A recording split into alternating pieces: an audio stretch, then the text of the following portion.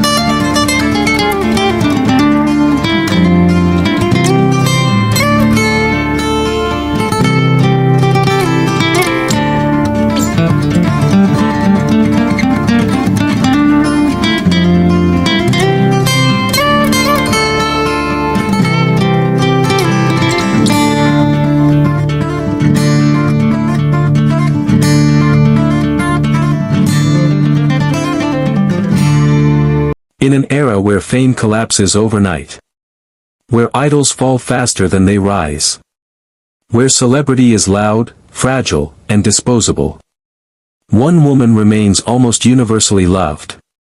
No major scandals, no public meltdowns, no bitter feuds, just a smile, a laugh, and a voice that sounds like home. But here's the uncomfortable truth. Dolly Parton didn't survive 80 years in the spotlight by accident. She survived because she understood something most people never do. That power doesn't always need to be loud. This is not just the story of a singer. This is the story of how a poor girl from the Appalachian Mountains quietly became one of the most influential women in American history, while the world was too busy underestimating her to notice. This is Dolly Parton at 80. Dolly Rebecca Parton was born on January 19, 1946, in a one-room cabin in Sevier County, Tennessee. No electricity. No running water, 12 children, her father couldn't read or write. Her mother carried songs the way others carried heirlooms. They were not struggling artists. They were survivors. Dolly has said she remembers hunger, not as a concept, but as a feeling. Cold winters. Shared shoes. Meals stretched thin. And yet, music filled the cabin. Old Appalachian ballads. Church hymns. Stories passed through melody. Before Dolly could fully read, she could feel rhythm. And somewhere in that tiny cabin, something formed inside her. If I can sing, I can leave. Dolly wasn't just talented. She was observant. She watched how adults spoke to pretty girls differently.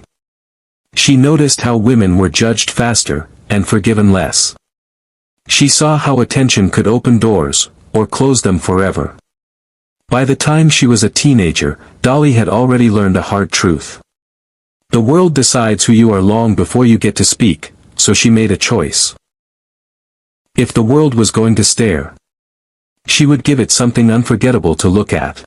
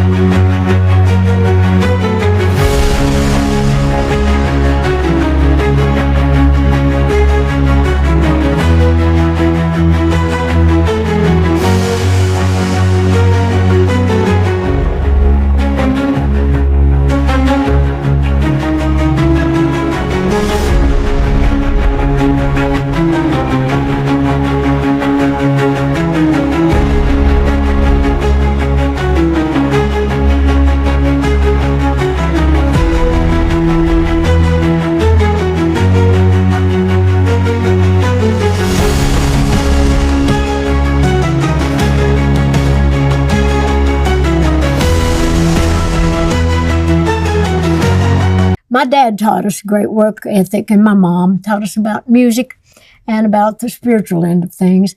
But Mom and Daddy worked hard to raise a big old family, and we were just like so many of our neighbors. Everybody in that part of the country were poor people and just good people, just absolutely good people.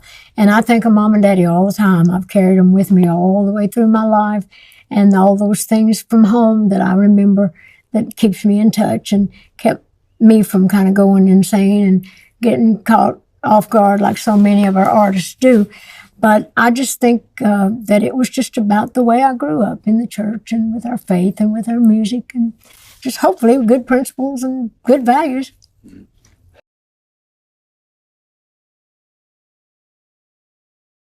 Everybody said, well, you're 80 years old. You're going to be 80 years old. I said, well, so what? Look at all I've done in 80 years. I just feel like I'm just getting started. I know that sounds stupid, but I think there's a lot to be said about age. If you allow yourself to get old, you will. And people say, well, how come you don't seem to get old? I said, because I ain't got time to get old. I ain't got time to dwell on that. That's not what I'm thinking about. I think, what? I'm going to be 80? They're going to celebrate me being 80? You know, not that anybody would want to celebrate that, but there is a celebration in the fact that I have done so much in that time and that I'm still doing it. I'm grateful for that. I mean, that's the joy of that. So I don't know what I'm going to be doing tomorrow. New things will come. I'm open to God every day. And whatever comes, I'll give it my best. I call in, I call out. I would say I have a fax machine and a flip phone, and that's good enough for me. Hey, I'm Dolly Parton, and this is Dear Dolly with People. I pray. And like I say, I've said before, like I pray, and then if the troubles are that bad, I pray harder. Well, basically, what I've always said, you know, when I stand backstage, you know, they say, well, what do you do to get ready to go on stage? I said, I pee and I pray. And that's kind of what I do. But I just kind of think about the fans, think about what I can say, and kind of anchor myself, and then just get out there and do it. Well, I often make jokes and say, I am comfortable in my own skin no matter how far I've stretched it at times. I know who I am, and I don't try to be nobody else. And if that ain't good enough for you, too bad. Oh, no. Whatever I'm eating is probably on my book. I'm not one to mark it up unless there's really something I want to remember, depending on what kind of book I'm reading.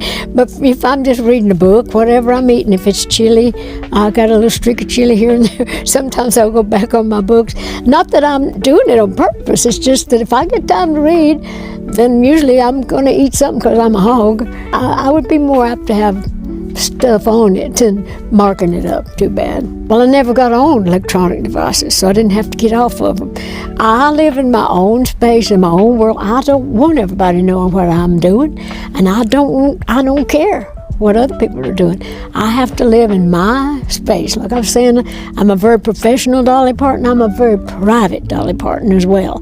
Do you think that I would get a minute's peace if everybody that wanted to talk to me could get to me whenever they wanted to? I call in, I call out. I would say I have a fax machine and a flip phone, and that's good enough for me. I'm a good mix of both when I'm in my own world. I never know who's going to come by. You know, I like to put on a little makeup. I don't always wear the wigs, but I like to pull my hair up a little bit in a scrunchie. And, you know, I usually wear my high heels, not necessarily this high, but I'm short. I got to reach my cabinets. I got to get to that food when I'm off, so I have to kind of have like different sizes of shoes for my house. But just a mixture of both, I think, being comfortable and still keeping a little bit of, just like with my husband, when we was with him. I mean, it's like I wasn't going to come home after being dressed up for everybody else and come home and look like a slouch for him. So I always like to clean up and be kind of cute, you know, for him. Well, if I was leaving a message for little 10-year-old Dolly with that tin can microphone even earlier than that, I'd just say, girl, you better know what you're wishing for, because it's just about to come true and you're going to be working your little country butt off.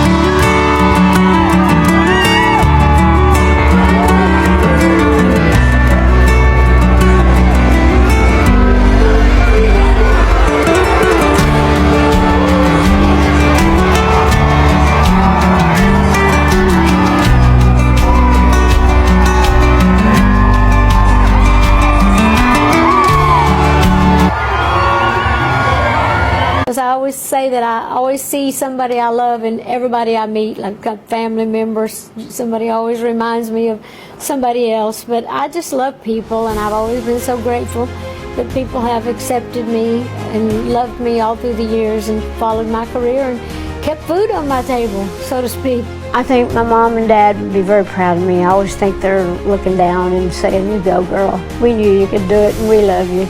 I've been as poor as anybody could be, so I had everything to gain, nothing to lose.